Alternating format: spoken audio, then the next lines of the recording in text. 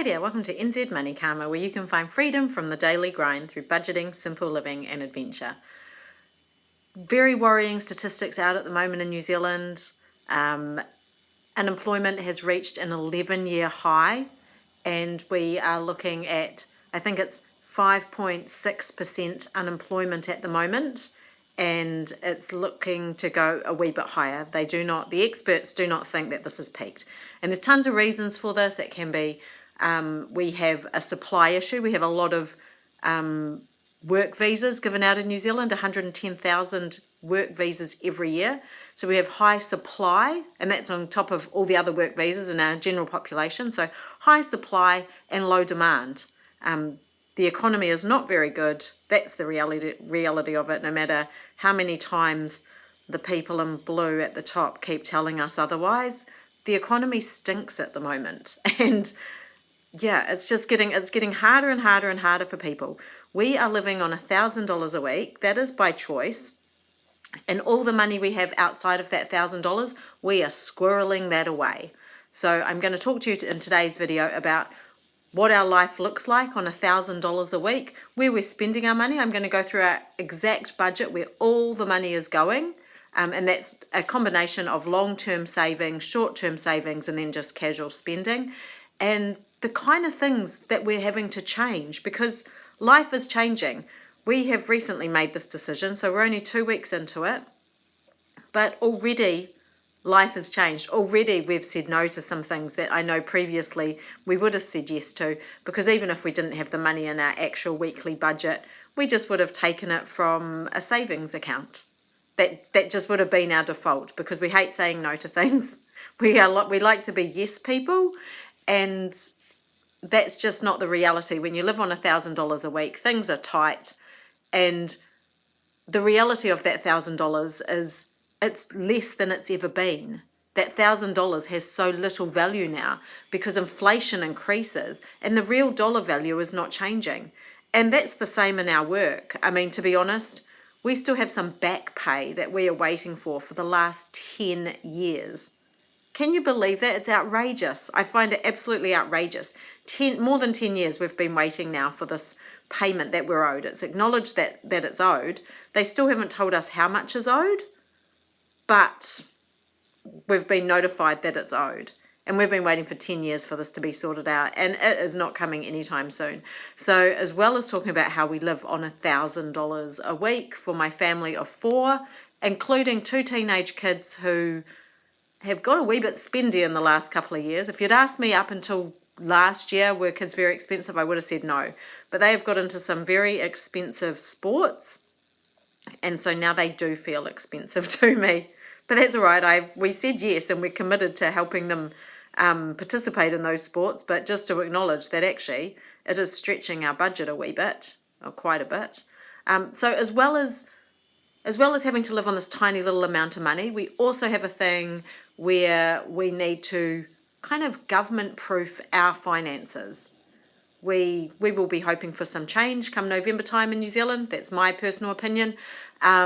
Each to their own. I am not here to talk about politics, but what I do want to do is just make sure that whatever our family's doing, it kind of doesn't matter who's sitting in the beehive, that we're going to be okay. So enough chit-chat. You can see my dog there over my shoulder, thinking he's a cat sitting on top of the couch.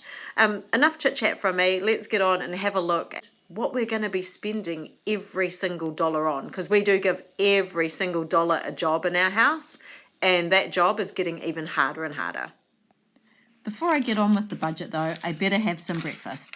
And what breakfast looks like in a household where you live on $1,000 a week is making sure that you use up absolutely everything. We had a weekend away and I packed up all our food. I took it from home so that we could keep costs down.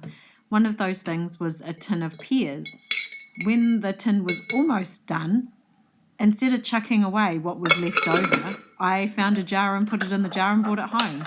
Same with the milk and same with the bran muffins. Those were all things that I took away for this weekend. And when there's just 1 or 2 things left, I don't get rid of it, I bring it home. And then that makes a really healthy, yummy breakfast.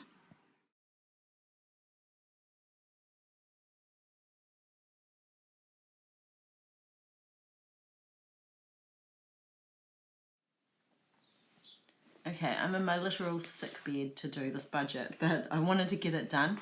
So I'm just going to let you guys know this is the budget that I did at the beginning of the year. So I worked out what were all our expenses from the year before.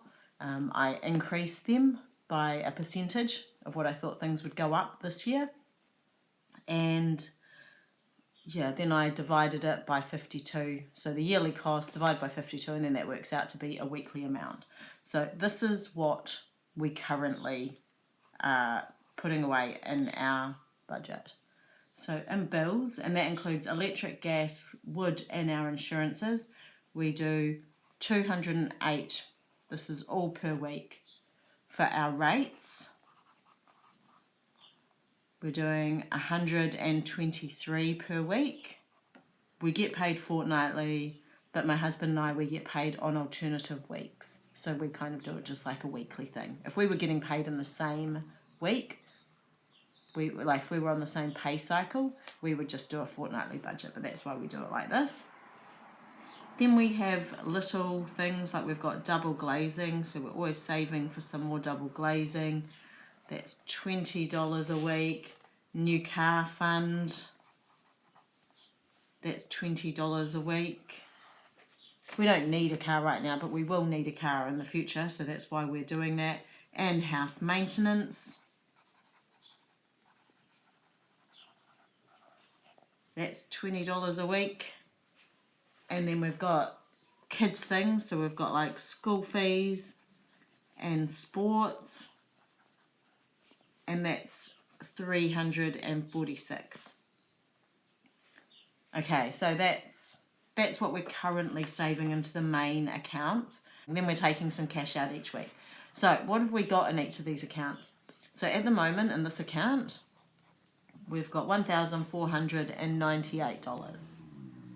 In the rates account, we've got 443. So we've just paid our rate, so that's what's left over.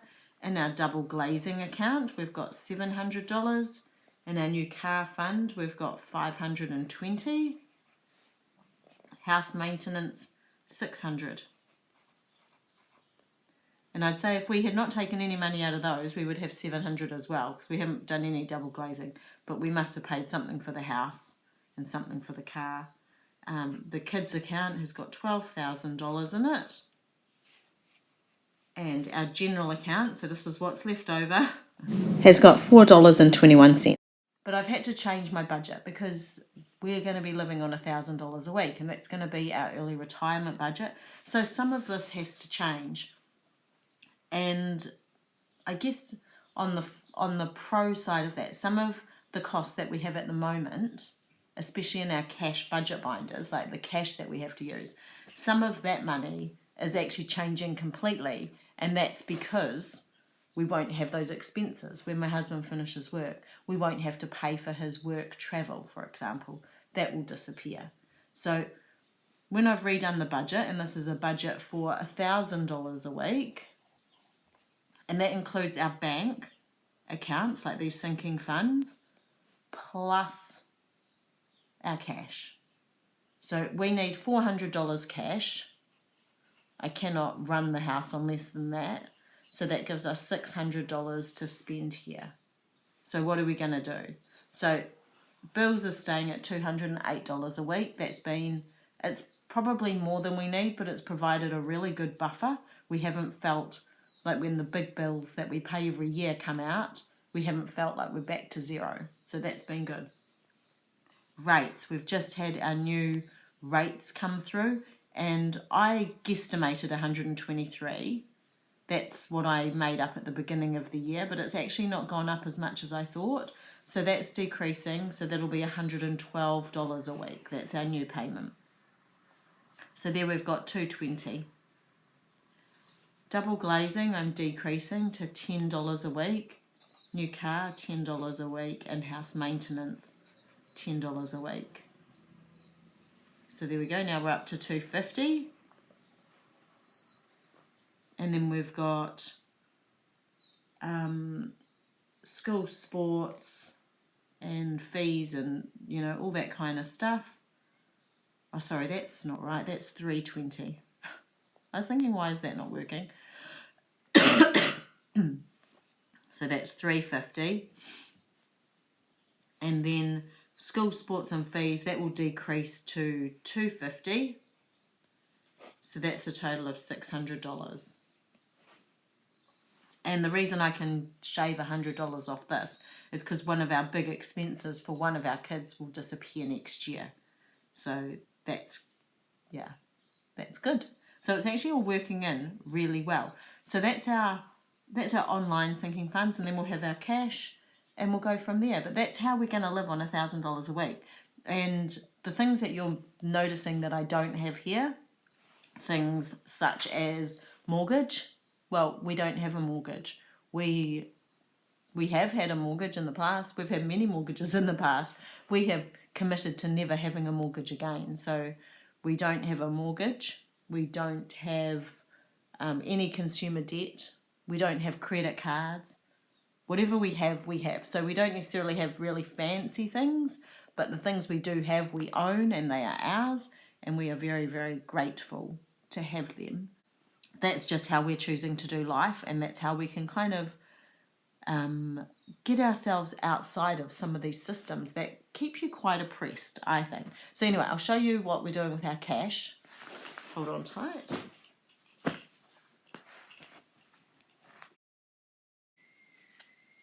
So I have $160. That's I've already bought groceries, so that's that. I will need some money for milk, so I'm going to put that aside in the grocery. So I mean, it's tight, isn't it? $1,000. It's not a huge amount, and it's crazy because in my head I think, how can $1,000 not be a comfortable amount to live on? But it's more of a survival budget, I think, when you've got 4 people. Petrol, I'm not putting anything in there because I have no intention of using the car, and it's all filled up. Garden, I have used some garden money lately because I have bought strawberries. I want to put in more garden money. Actually, maybe I'll put in a 5 and then I've got $150 again.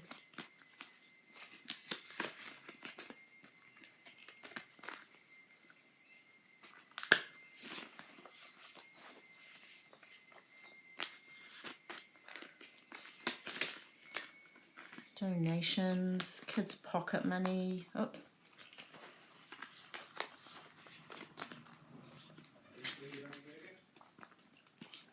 Now, work travel for my husband. This is an expense that's going to be going away. So he needs, it's $210 for his travel component. Then he'll take food from home, and then $50 extra for buying stuff that he needs while he's there.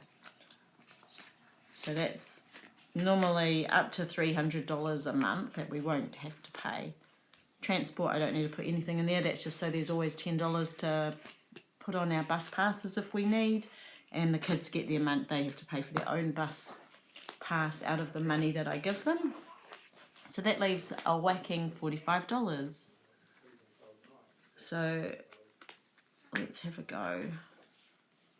So I've got clothes and shoes. I'm going to put in $5, and then I'm going to swap that out for $20 so I can put something into every single envelope is what I'm aiming to do. Now here for health, I have taken $105 out of that this week because the dog ate my daughter's retainer, and it costs $105 for a new one. Yeah, so hopefully that's just a one-off thing. He's actually been very naughty. He hasn't chewed stuff for a long time, and then I caught him with a pair of socks again. Celebrations. There's always a birthday, isn't there? I haven't saved any money for Christmas, which I probably should get onto. Animals is just a ticking along one. So we'll put in 5. And I'm not going to put $5 in family fun because you can do nothing for $5. Don't even know if you could go to the supermarket and buy some ice creams or something for as little as $5.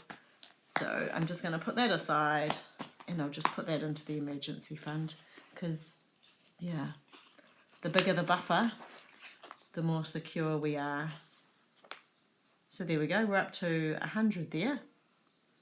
So that's $100 cash buffer. If something, you know, for example, if I didn't have enough money in the health envelope and my daughter's retainer got eaten by the dog, that's not an expense I would have been planning for at all, or even fathomed that was going to happen. That's the kind of thing I could use this for, which means I don't have to steal it from another envelope. So that's how we live on $1,000 a week. Let me know in the comments below if you think that would be doable for you. Do we seem insane? Do we just seem incredibly tight? I sometimes wonder if we do cross over. My husband said to me, you know, do you feel like you're at your peak frugality? And I said, no, I don't think I am. And he said, I am. So I guess we're at our peak frugality. I'll catch you guys next time. Bye for now.